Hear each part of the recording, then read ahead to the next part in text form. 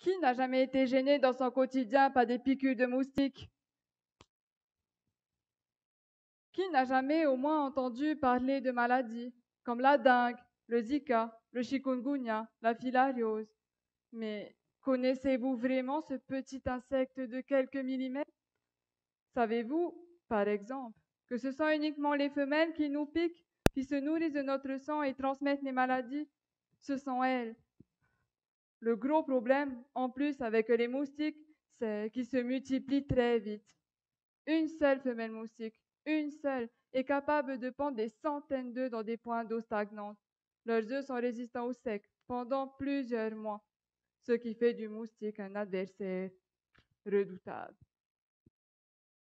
Je suis sûre que maintenant, vous vous demandez, et comment le combattre?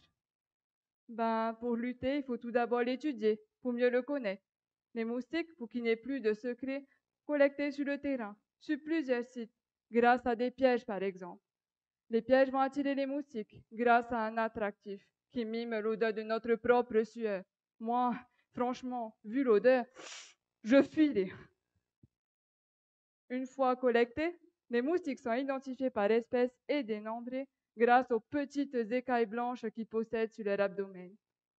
Toutes ces informations précieuses sont alors saisies dans une base de données, similaire à un tableur Excel, mais en beaucoup plus gros.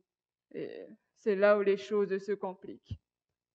Essayez d'imaginer une image satellite comme Google Maps, associée à des informations sur les moustiques, sur les bâtiments, sur la végétation, etc. À partir de cette image, je dois modéliser l'environnement du moustique pour savoir comment ils sont distribués dans l'espace, mais aussi pour comprendre pourquoi ils préfèrent certains endroits à d'autres.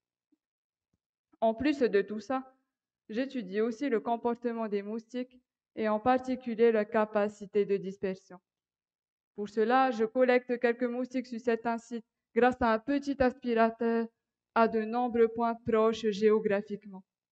L'analyse de l'ADN de ces moustiques va alors me permettre de savoir s'ils font partie de la même famille, voire même s'ils sont des cousins éloignés, et donc de voir à quel point ils se sont dispersés.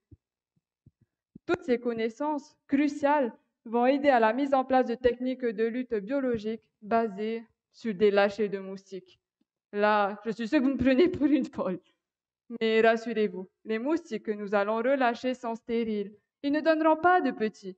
En revanche, ils permettront une diminution de la nuisance et donc d'améliorer la santé des populations. Votre santé. Je suis sûre que maintenant vous comprenez l'intérêt de ma thèse et que vous serez ravis de vivre dans un monde avec moins de moustiques. Merci.